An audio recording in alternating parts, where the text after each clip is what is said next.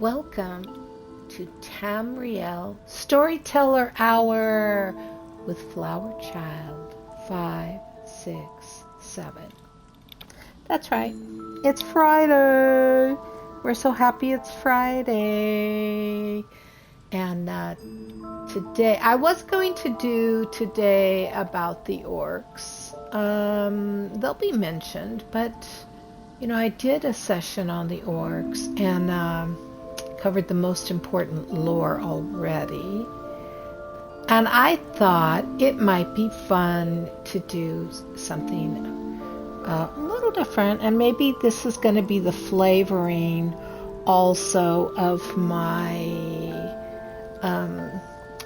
upcoming months.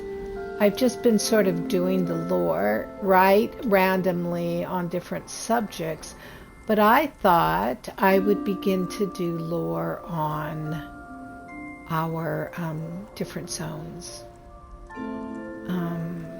And so, that's what I'm going to do. So let's come over here. I got a surprise for you too. Wait until you see what I look like. All right, you're gonna see me. You ready? Are you ready out there? Here we go. First of all, we're gonna light our podium, our Necrom podium, the buoyant armiger, and we're gonna open it up and we're gonna pull out the apocryphal tome and open it up. Oh yeah, there we go. We got it going. I'm going to turn myself like this so that when I cam in on me, I think I'm doing it right. I don't know. I always do it wrong. Anyways, let me go like this. Oh, look at this. Look at this. What do you think about this character? Has nothing to do with the reach. I just felt like making it and really enjoyed creating this outfit. And no, it is not a costume. It is actual armor. And I'll show you which armor it is. Let's go in here. I'm wearing two different armors. I'm going up to the collections and going down to the armor styles. And the armor styles, the chest, the legs, the shoulders, the feet, the hands, and the waist are all this incredible armor. It was an achievement earned. So, right there, the Glenmoral weird robe. And it was part of an event. I didn't buy it. I earned it. I achieved it. Yes, I love that. And then the mask and the staff are also achievements. And let's go down and take a look at those.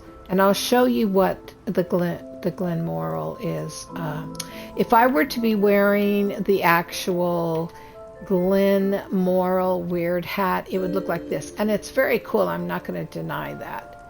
This is what I'd be looking like. That's what my helmet would look like. Okay.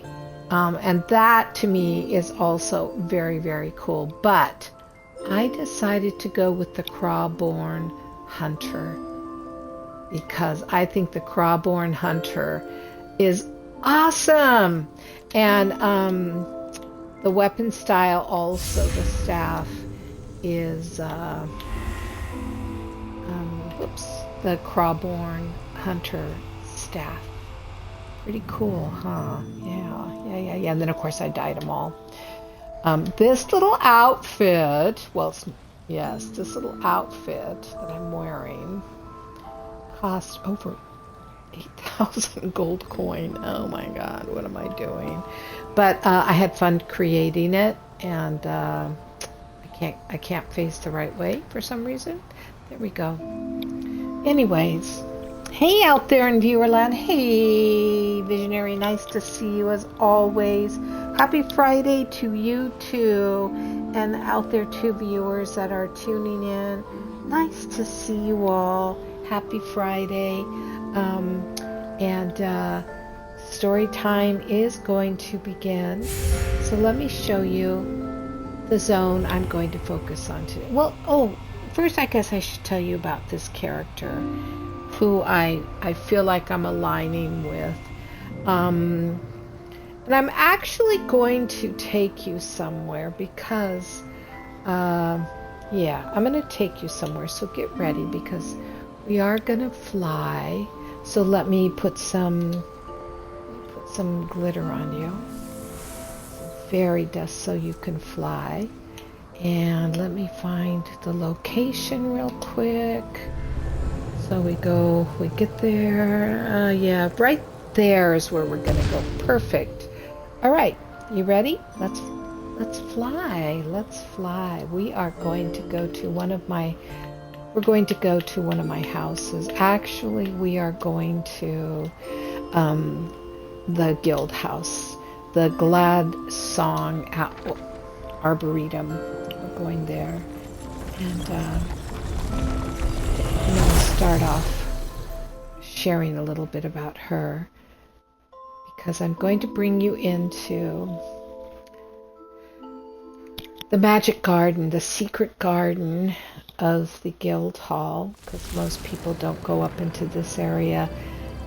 They run over to the Mundus stones and the banker and the up above over there to where all the crafting tables are. But up here is my secret place. This is my secret garden. If you come into my secret garden, you come all the way back, right? All the way back to this door beneath the vines. And you've come into the room of the wise one. So let me have a seat here because, as you can see, over there on the wall, oops, let me get up and show you. I do have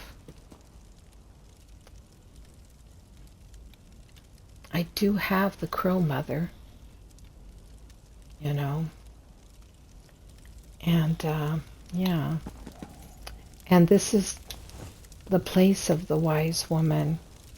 So I want to just share a little bit about why I chose to wear her outfit. This is off of my memory, so I really don't have a lore book to read to you other than just lore knowledge or Elder Scrolls knowledge that comes to us from the writers, which, as always, this episode is dedicated to them too. So I want to just share with you,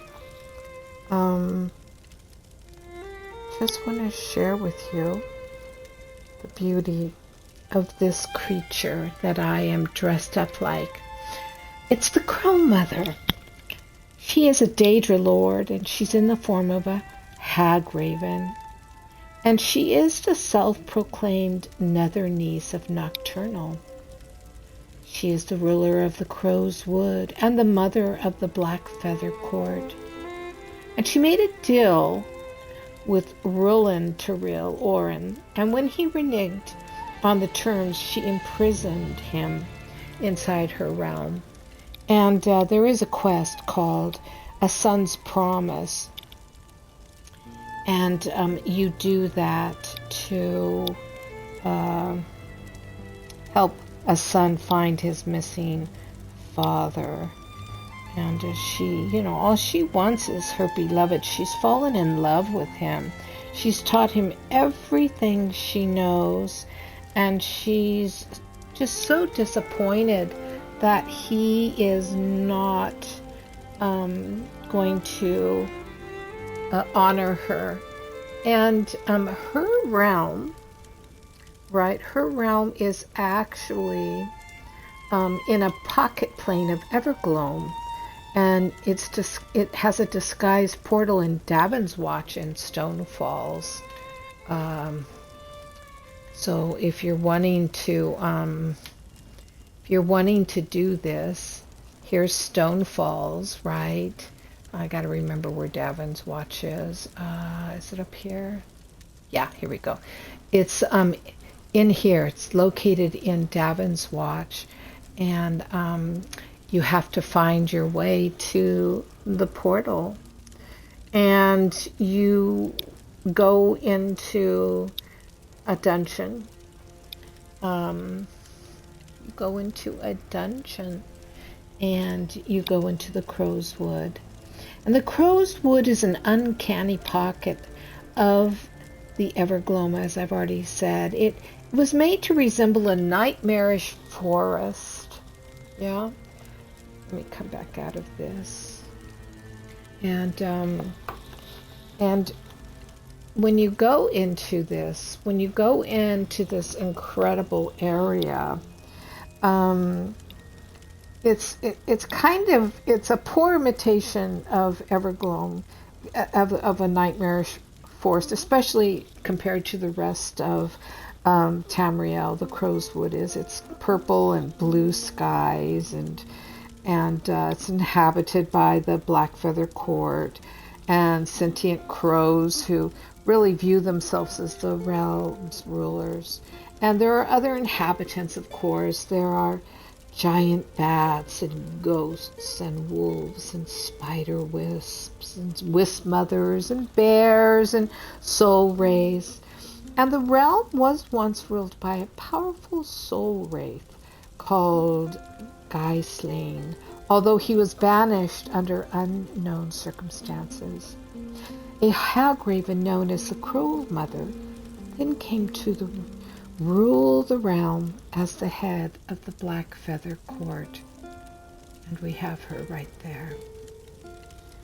Sometime in the Second Era, a Dunmer, member of the Mages Guild named Roland Thuril Orn, discovered the Crow's Wood in his search for a powerful forgotten spell. Actually, multiple spells. And he created an enchanted chest to open a portal to the realm and hid it in a small cave near the city of Davens Watch in Morrowind. And he attempted to gain favor with the Crow Mother by confessing his love to her. However, his trickery failed, and the Hag Raven imprisoned him in her tower. His son, Telbaril, entered the realm in search of his father in the Second Era 582. The Vestige, that's you or me on quest, enters the Crowwood not long after, and Telbaril asks us for help in searching for his father.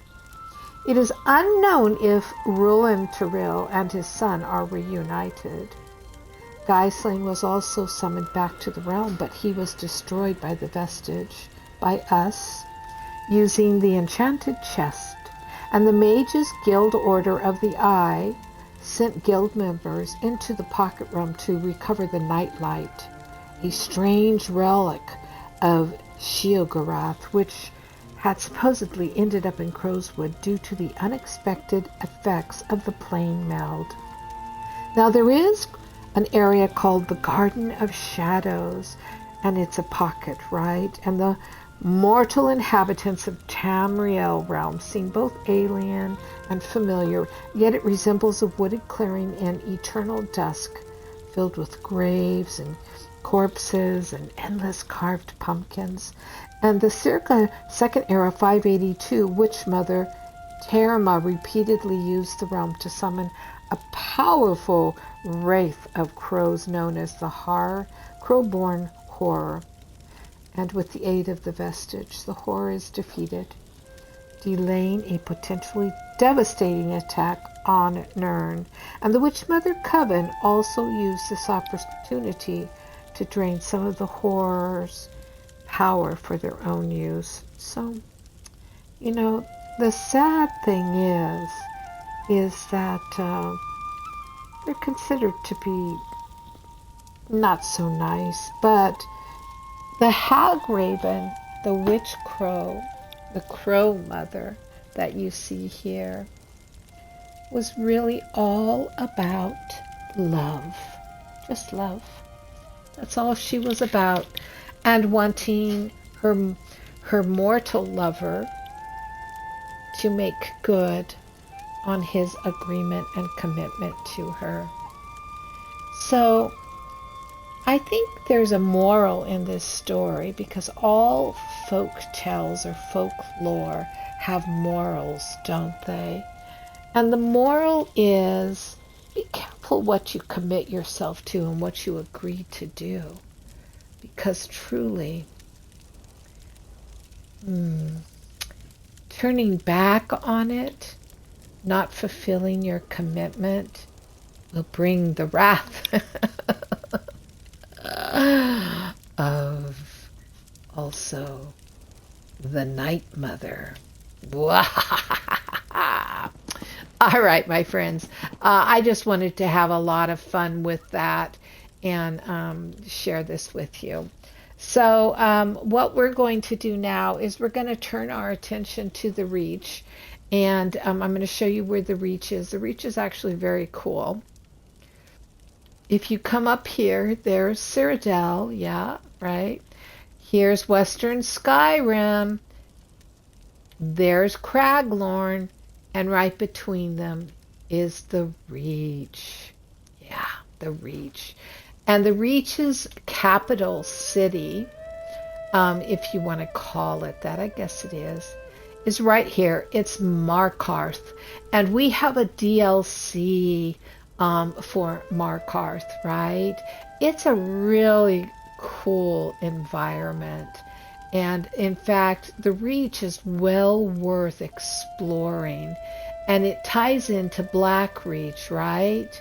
The Arcthazand cavern, or Arcthazand, yeah, I guess that's how you say it, cavern. And so this area really has some very cool lore to it. I'm going to take us to the Reach right now, okay? And then I will read some lore about it. So let's go there. Here we go. Oh,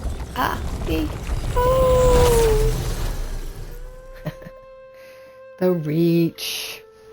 The Reach. Oh yes, the Reach. It's beautiful, the Reach is. And let's just step over here because we are at the arrival point of the Reach. And as you can see, we come into the gilded area where all the guilds are located. Let's come up here. This is a zone that I do not yet have completed. I'm going to stand over here though, in this little hut, as we look at some of the lore of this city. Do you see the horn that he's wearing? Kind of the headdress that goes with this. All right, here we go. Let's look at the Reach. But first I want to tell you about this area. It's so cool. It really is so cool. It's off of Western Skyrim, as we've already seen, and the Reach with Markarth as the capital. It's affiliated with the Imperial Legion and can be captured by the Stormcloaks after completing compelling tribute in the battle for Fort Sungard. These are quests. Can also change sides as part of negotiations during Season Unended Again quest. And the terrain is incredibly mountainous, with a very large and mighty river called the Karth River that runs down. Let's look at that map again, okay? Let me pull out so you can see there's a big river, a mighty river, like the Danube of ancient Europe. It's still there. So it runs, and this is known as a gorge-style river. Okay, whoops. I wanted to come in. Here's Markarth. It's a very cool. Okay, so it has lots of beautiful flora and fauna, like juniper berries and hanging moss, mora, tapanella, and lots of mountain flowers. And all locations in the Reach with individual map markers are listed. The capital, as we've already seen, is Markarth. There's the Understone Keep, which is an ancient dwarven. Let me pull out again. An ancient dwarven area. I don't know where it's at. I'm not totally familiar. That takes you down into Blackreach. And this, I think, takes you down into Blackreach. Yeah, these are how you enter Blackreach from up above, from the land. And if you've never been to Blackreach, you're really missing out on something. And we will hop down into Blackreach in just a moment. I'm going to open up the zone map so that you can see. So the Reachman is part of this land, and you can see I am really not even done with this for the most part. I still have points of interest.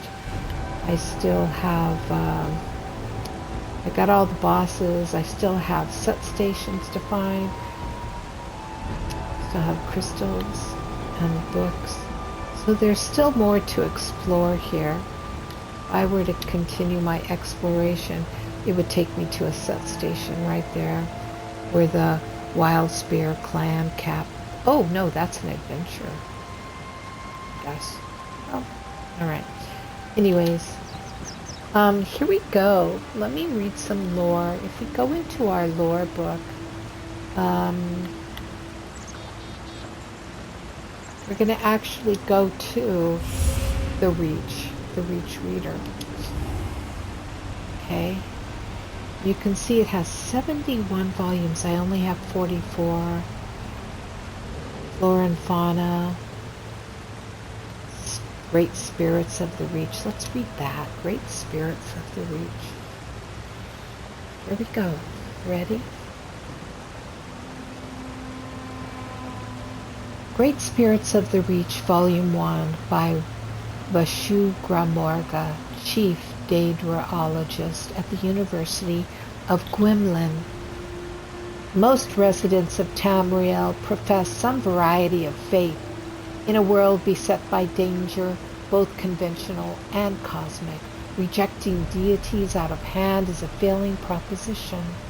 Unfortunately, this shared desire for religious identity rarely brings people together. Instead, it commonly drives us apart. Many of the fault lines are predictable. Racial politics, historical enmities, and claims of divine sanction routinely undercut any attempt at a good faith dialogue.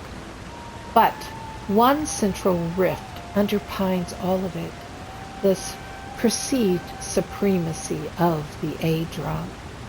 An old Orcish proverb reads, "Conquerors name the wars," an apt description of how those in power shape our understanding of history.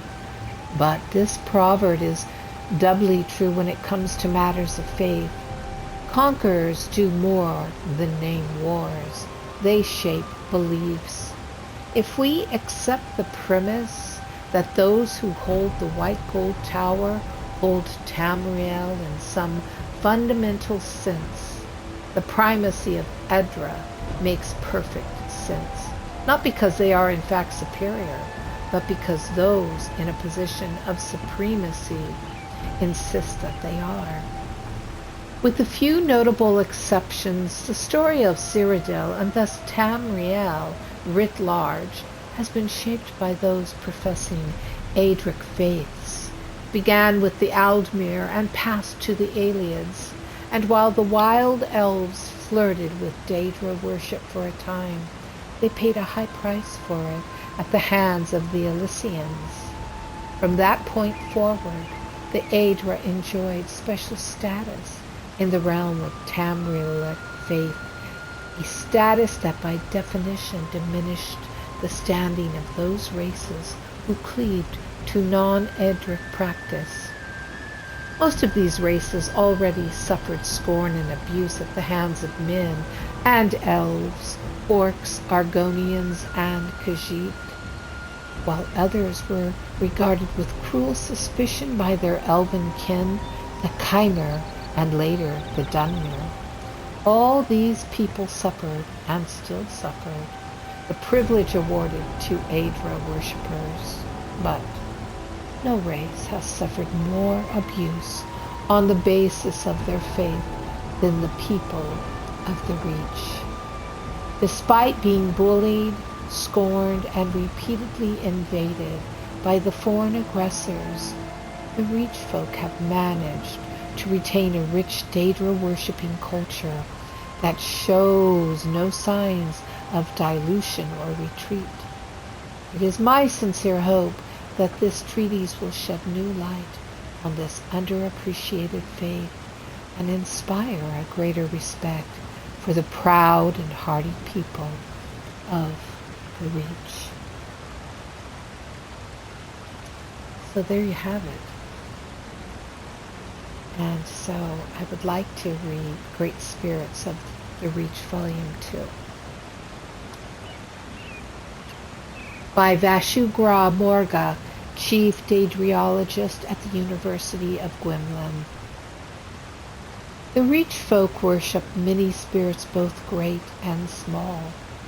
In truth, there are as many faiths as there are clans in the Reach. Some clans might worship a sacred elk or the spirit of a mountain spring. Others might sacrifice goats to ghosts of ancient heroes. There are some spirits, however, that transcend clan boundaries. Those we in the rest of Tamriel recognize as the Daedric princes.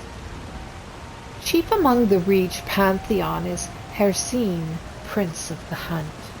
Names vary from clan to clan: Old Elk Eye, Hunt King, Beast Father, Skin Shaper, and the Spear with 5 points. Like all Reach gods, Hersine is regarded as a cruel teacher. Indeed, Reach folk do not call their articles of faith beliefs. They call them lessons. But those who heed Hersine's lessons grow swift, strong, and cunning. For a Reach hunter, these physical manifestations of faith are far more important than any of the nebulous ethical concerns debated in the temples of the divines. Hersine is the avatar of the fierce and terrifying now. He tells his followers that life is lived breath by breath, and all creatures are predator, prey, or both. This engenders a sense of urgency and constant wariness that often leads to conflicts, but also keeps Reach folk safe. In the heart of a Hersine worshipper, there is no rest and no expectation of rest. For the unlimited or uninitiated, such a faith sounds exhausting, but the fruits it bears are difficult to dismiss. Reach folk maintain a level of focus and athleticism that few races can match. While brief stillness waits at the end of the hunt, there is always another hunt on the horizon. Reach folk also welcome Hersine's truest servants into their midst as protectors and guides. I speak, of course, of werewolves. Few Reach folk describe lycanthropy as a blessing, but they accept it as a useful condition. The werewolf suffers on behalf of her clan and causes enemies to suffer in turn.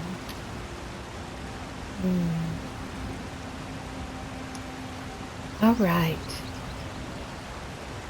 We're going to go here to the Investigator Vale and the Reach.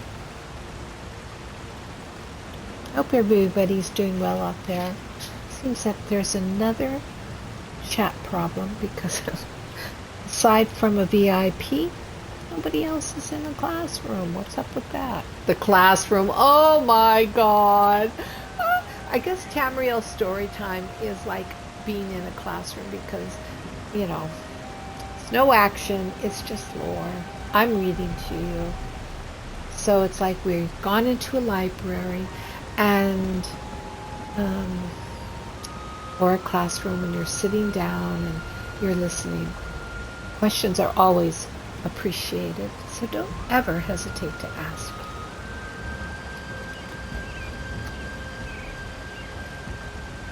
Okay.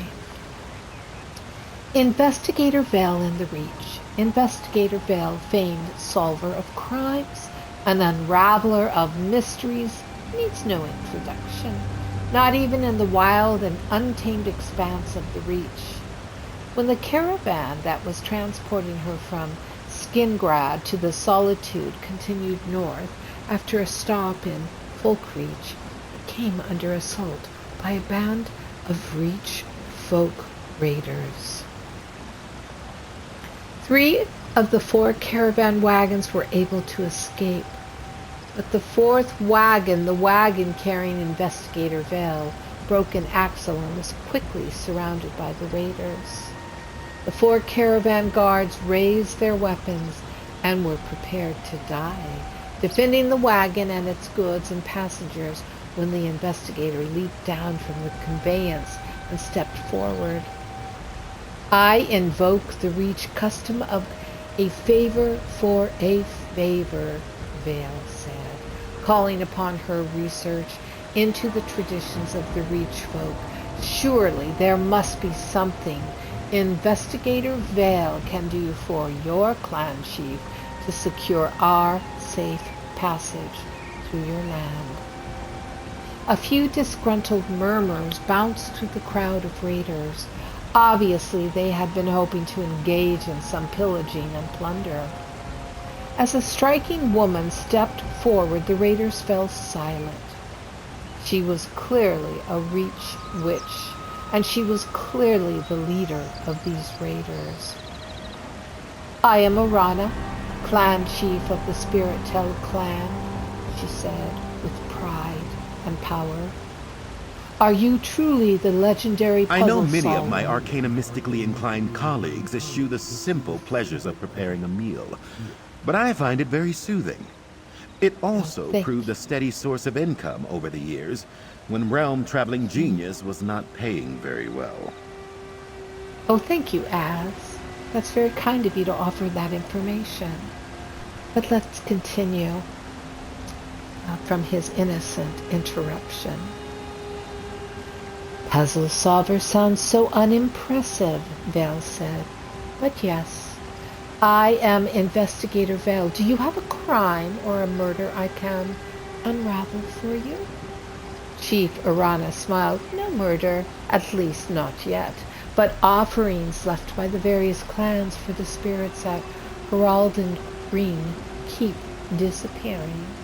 Already my clan and 2 others have come close to battle, thinking one or the other has stolen our offerings.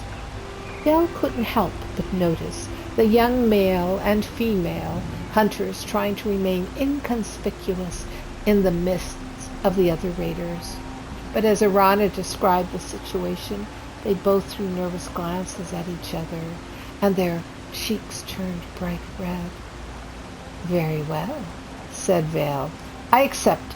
I shall solve this mystery for you in exchange for safe passage through Reach territory.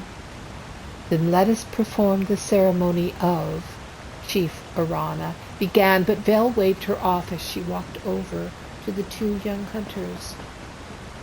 These are your culprits, Chief Arana, Vale proclaimed. They didn't mean any harm. A prank gone wrong. Am I right? Both young hunters nodded in agreement, clearly ashamed and clearly worried about what was to happen next. Chief Arana's brow wrinkled and she said, "A hunter's prank. Yes, I remember. I was young once. Younger. They will need to repay the clans, but we will work it out." "Splendid," said Vale. "Then we can be on our way. Safe passage, as we agreed."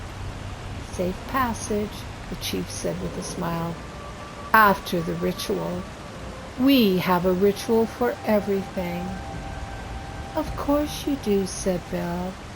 "Well, we wouldn't want to offend." Oh, don't you think that's kind of funny? I think it's really funny because you never know. That ritual might include a sacrifice. And I'm sure she would have been the sacrificial victim if one indeed was involved. I'm coming up here to the waterfall and also up here to where the dailies are. Next. This is where you can get your daily. Of all kinds. Finally, there's 3 someone of who them. looks strong enough to actually They're all help. right here, easily found, right up the stairs from the main entrance. I'm going to come up high so we can look down upon everything, and I'm also taking you into Hersine's area. By Hersine's hounds, I still can't believe it. Aye, 2 of my clan among them. Still akin to a dream for all of us, but the pleasant one. Okay, let me come out a pleasant here. one from which I hope we never wake. For a few minutes yet at least. We're in the highest mountains. Battle practice. Oh, this is really such a very beautiful environment. Look at this. Look at that view.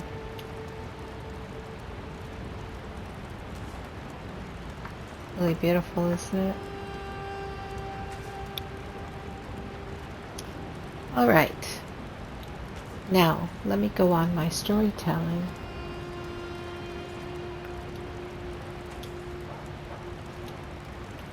Okay.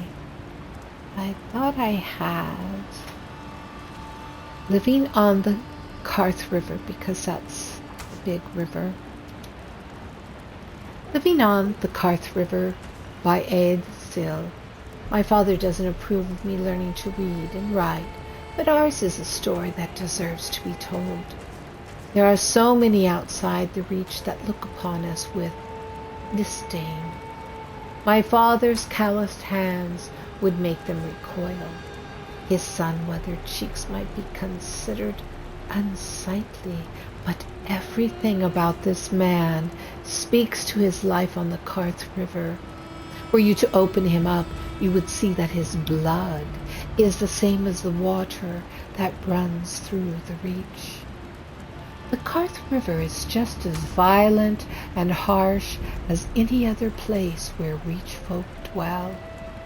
Fierce rapids whirl madly around sharp stones that jet from the water. Steep falls from cliff sides create thunderous torrents of white water that can sweep away a full-grown horse in a heartbeat.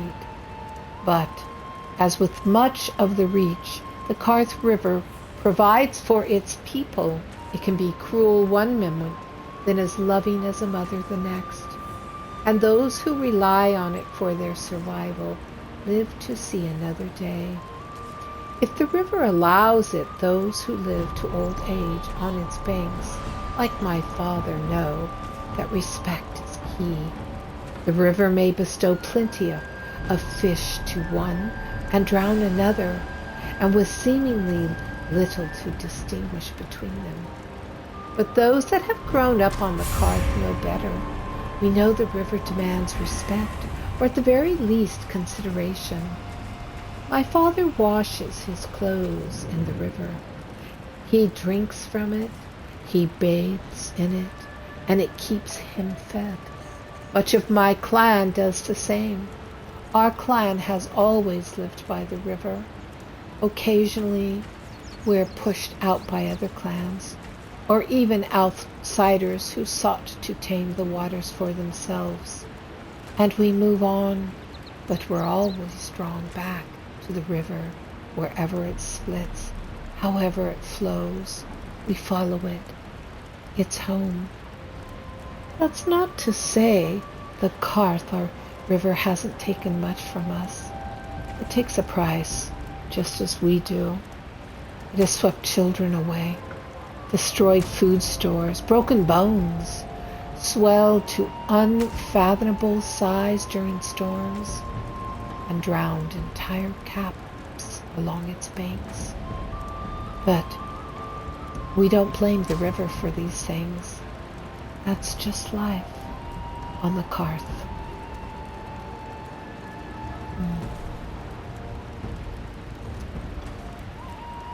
On the Clans of the Reach. On the Clans of the Reach by Thepho Harvian, Imperial Scribe, written during the reign of Emperor Levic, the Second Era, 568. Enteldur Korak, the Black Drake, led the warriors of the Reach against Cyrodiil. Few scholars ever describe the peoples of the Reach as anything other than howling barbarians. The rest of Tamriel views the Reach folk as one great unruly horde existing in constant anarchy, a state of ignorance whose cost the Black Drake's warriors made only too clear a generation ago. Too late, the wise of Cyrodiil realized they had much to learn about the warlike race that now controls the Imperial City. In the interest of meeting that need, I set down what I learned about the Reach and its clans over the course of a 7-month trade embassy to Markarth, currently administered by the appointed governor, Kathak of the Black Drakes. To begin, the Reach is home to scores of different clans, each with its own character and traditions. Some clans settle in one spot and build permanent camps, while others remain nomadic. Clans fall somewhere between extended family and home village. Some people in a clan are related to each other, but others adopt the clan name to mark their allegiance. New clans appear all the time as banks of like-minded Reach folk come together to settle new land. However, herds of game, or, in more chaotic times, take up raiding to plunder neighboring lands. As a result, clans can be surprisingly fluid, breaking up and reforming over time. A clan chief leads each clan.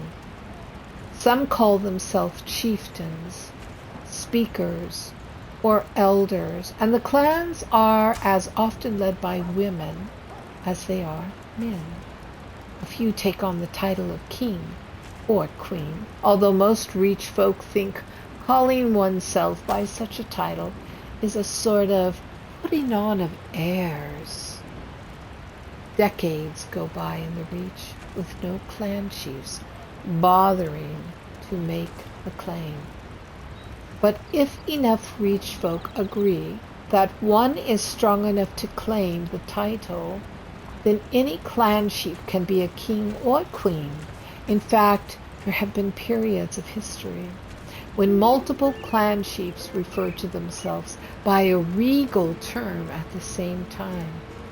As the Reachmen say, anyone can be a king in the Reach, but no one is king of the Reach. Not even Durkarach claimed that title, and to this day, Reachmen view the Longhouse emperors as war leaders they follow of their own free will. Kneeling to a king or queen, even a Reachman king or queen in Cyrodiil, is a thing that weaker peoples do.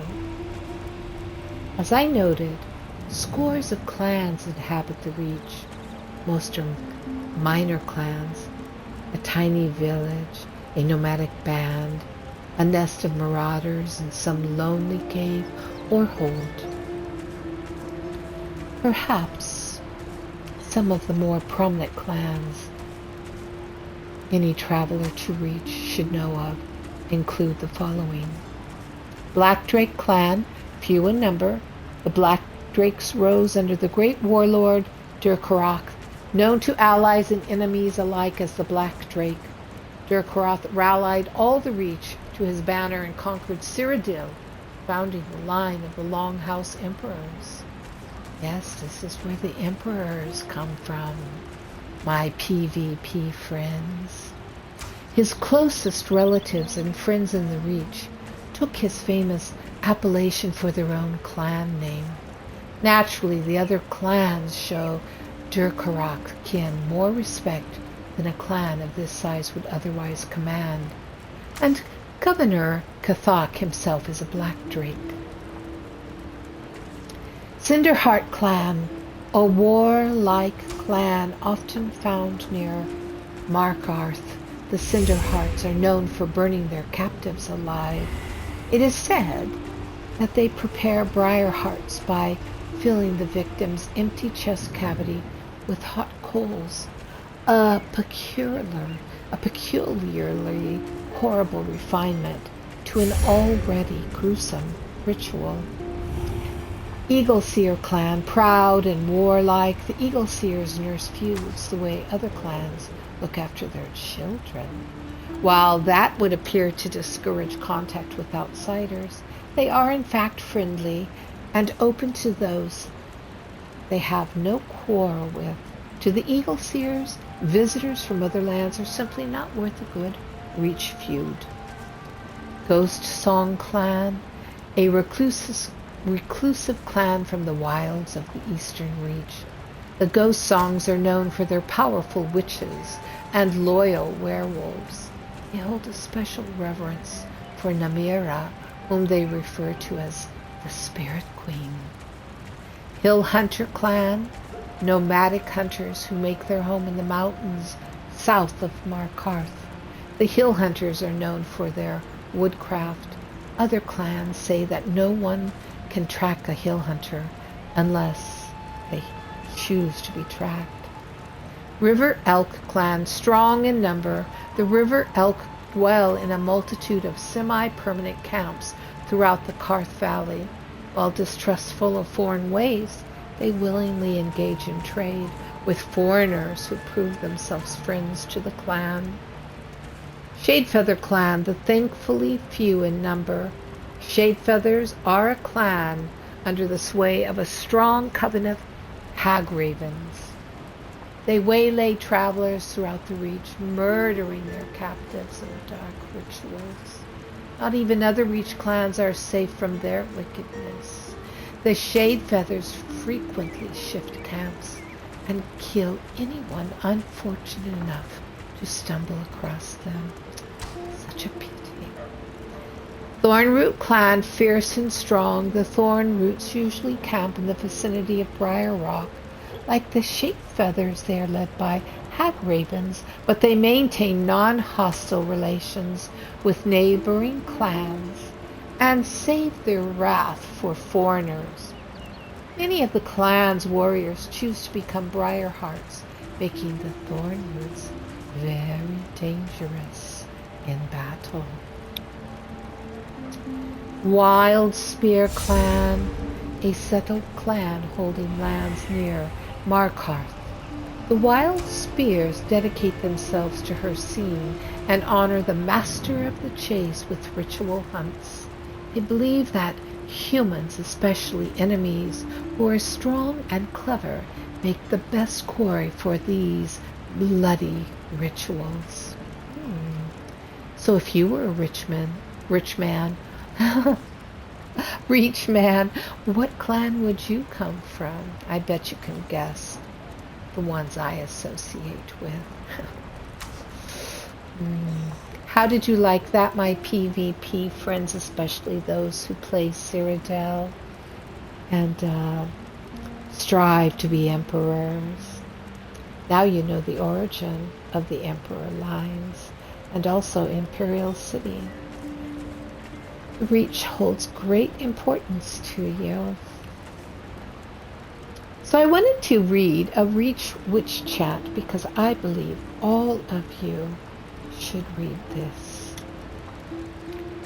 This is transcribed from the oral tradition by Varana Tapo, imperial scribe serving the Longhouse emperors. Let me do it in the Crow Mother's voice. Give heed, bloodkin, hear us sing out. Our time falls short as shadows grow long. Mighty spirits with wide eyes wait. Wolffangs stay sharp to save the pack. Give heed, great beast, hear us sing out. The sinew tough and muscle tight. Through us give strength and our spirit shall pour upon the dirt for your reward. Give heed, black fly, hear us sing out. Filled with nothing, know our hunger decays vigor and voids might. They empty our chest of soul or need. Oh, I had to read that to you. There's a couple of other books I would love to read to you, but, you know, we're sort of coming to the close of today. But I am going to tell you which guild is for you. Which guild is for you? Calling all adventurers, sell swords, spell slingers, and scoundrels. Do you find yourself in need of adventuring companions? Do you long for the kind of camaraderie that daring exploits make possible? Perhaps it's time you joined the Banshee Guild. Yes, my guild, of which your Crow Mother is head of. So, yes, come and make contact. Oh, so next week I will continue the reach. I will be talking to you about werewolf lore, and also maybe next week, maybe not, it might be the week after, we will go into Black Reach. So I hope you enjoyed today's little adventure here in the Reach. Again, let me show you the map. And this lovely, lovely river. But there's quite a few things. There's the Vatersharn Hollows. And I have some more questing to do. And I'm not sure about all the achievements, if there's special achievements you can do here, but I am going to be spending my time here running around the Reach this weekend, this afternoon, and this weekend when I'm online. And of course I will be dressed as I am dressed now. So be sure that if you're in World, in Elderscrolls Online, and want to play with me and run with me, then just come to the Reach and look for this wonderful character. So I'm going to end today. I am going to end today by showing you in the Reach the only house that is available to live in. And right now it's not for sale. It's the Stone Eagle Aerie, and we're actually going to go there. So I'm going to take you there right now. Oh! Stone Eagle Aerie housing set above, and it's the stonework of the dwarves. So this is the fine work of the dwarves. Here's your entrance, and you can see just how beautiful it is. And the one thing I love so much about this is that there is so much water. So if you were to buy it, which you can't, it's not currently for sale, you have to wait until it is offered. Whoops, it is offered in our store, the Crown store, right? And it's one of the featured It's one of the featured, you know, we get offerings. Let's go to the houses real quick. So for example, you can get the Fog Break Lighthouse right now. It's being offered for 6 days, and then you can't purchase it again until it is offered. So that's one of the things about the great houses. Stable houses are always available. Classic homes are always available. And only some noble houses are available at all times. And these are ones that are also connected with achievements.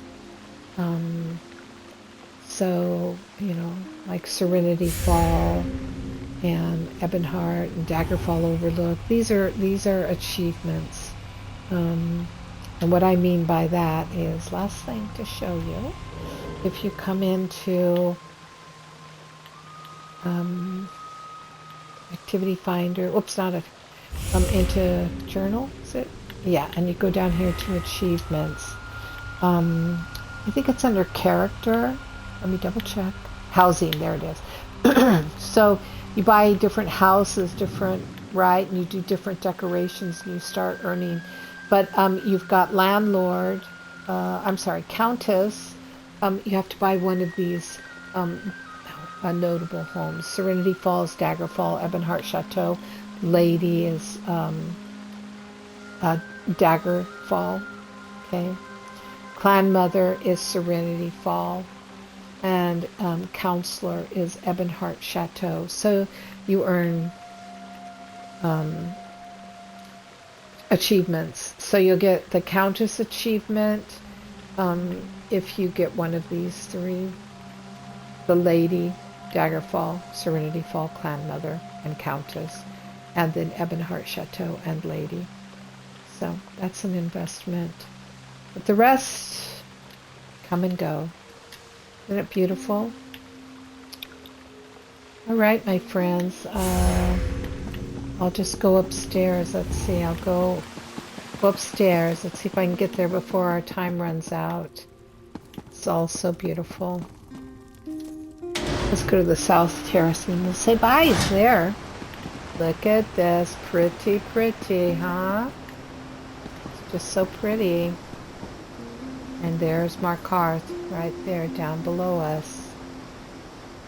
Yep. So there you have it, my friends. Thank you so much for tuning in.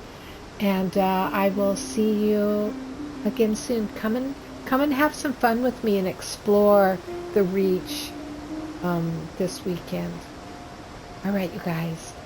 This is Flowerchild567 tuning out. Bye-bye. Thanks.